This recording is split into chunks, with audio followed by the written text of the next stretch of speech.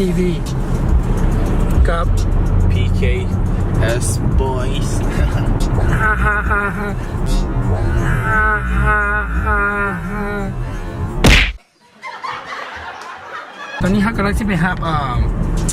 เมมเบอร์อีกคนหนึ่งเนาะกำลังสีขึ้นไปเอลเจนไปเฮียนหนังสือสันนี่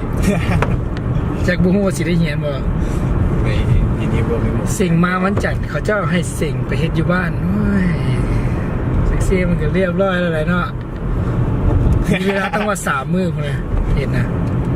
ตอนนี้ไปเฮ็ดเพลงก่อนเนาะเรื่องเฮียนว่าตำหนังเนี่ยได้เอากล่าวใช่ไหมนี่เห็นป่ะ School Bus นี่ได้แต่บ่เคยเห็น School Bus เลยเป็นคันสีเหลืองๆอยู่นี่แหละ School Bus นี่เขาที่คือเห็นรถตู้ขับส่งอยู่บ้านเขาแหละแต่ว่าของรัฐบาลของอันนี้มันที่เป็นของรัฐบาลที่แบบกับเจ้าชีอันไปขับไปส่งเขาตอนเช้าเขาตอนนี้ตื่นแต่เช้าคันแบบย้ำหนาวกับแบบ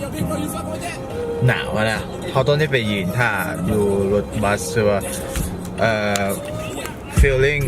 ของพวกนักเรียนนี่คือชีแบบ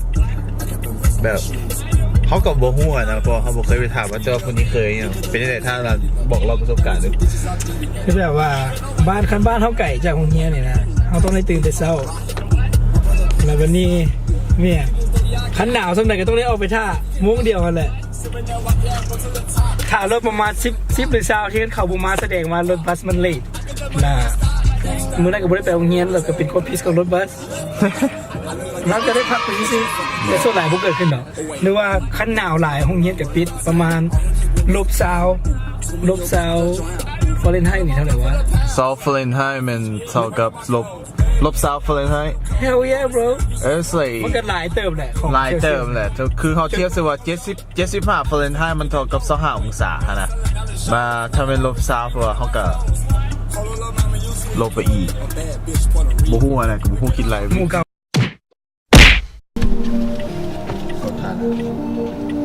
ลัวมันสิมามันลีลาไปนี่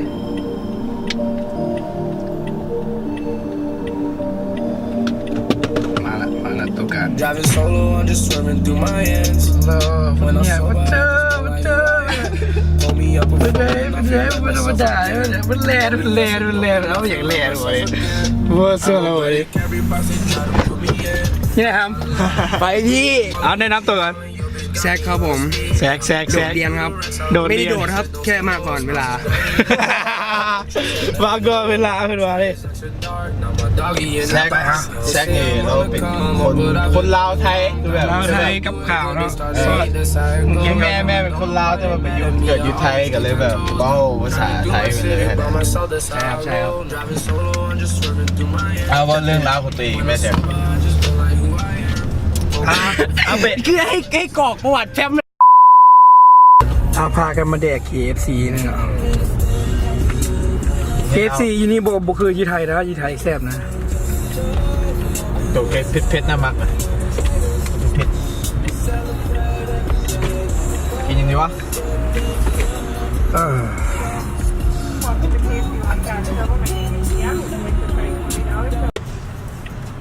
โอ้หับแล้วใครมาเลยก่อน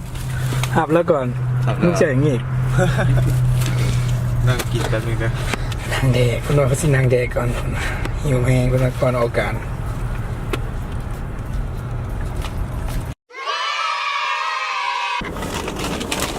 นี่ฮะอันนี้มันเลอะเทอะตอนนี้เวลาแดกเนาะตอนนี้และแค่ความไม่กินค่ะเขาไม่หิวเนาะเขากินมาแล้วเขาเพิ่งเขากินเดี๋ยวมันก็ยากแม่นี่มึงท้องนึกเดี๋ยวกูก็ยากเองนะกูเจ๊ก็อย่างนี้ป้าโทษให้ท่านผู้ชมอยากนะเนาะเอาสันให้แดกสันให้เบิ่ง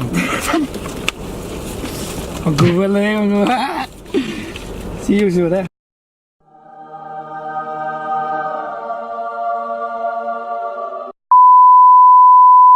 ฟังเพลงชิวๆเนาะ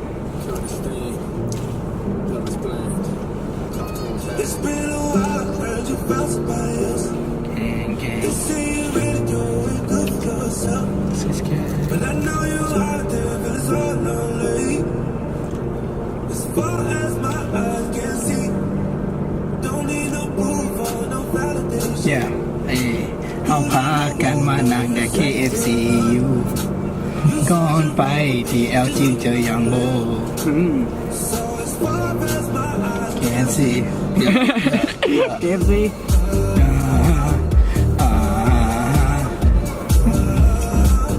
KFC so good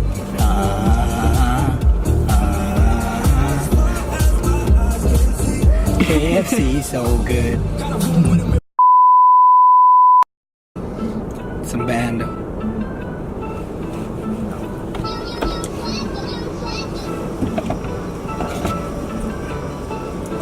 เอาผ้าแห่งกันเนี่ยมันนั่งแดก KFC กินไก่ นั่งยืนรถมาก่อนนี่ บอนนี่ แดกเป็นเลิศก่อนไปแอลจินไปนั่งหินไปนั่งฟินที่สตาร์บัคสิไปเฮดไฟนอลก่อนค่อยไปแรปค่อยบูมีอย่างมาคล้องคาใจ เสื้อนี่แต่สมัยใดบูข้าเจ้าว่าแต่สมัย80แต่หมอยกูยังโบปงกูยังเป็นอสุจิอยู่ว่าอย่างก็เป็นเพลงบักฮานี่ก็เสือกแดก ขนาดกูแดก KFC KFC กูยังมาแรงเพลงได้เป็น OG แต่ของดีต้องไว้นะสโมกกัน KFC นะก็มากินมัน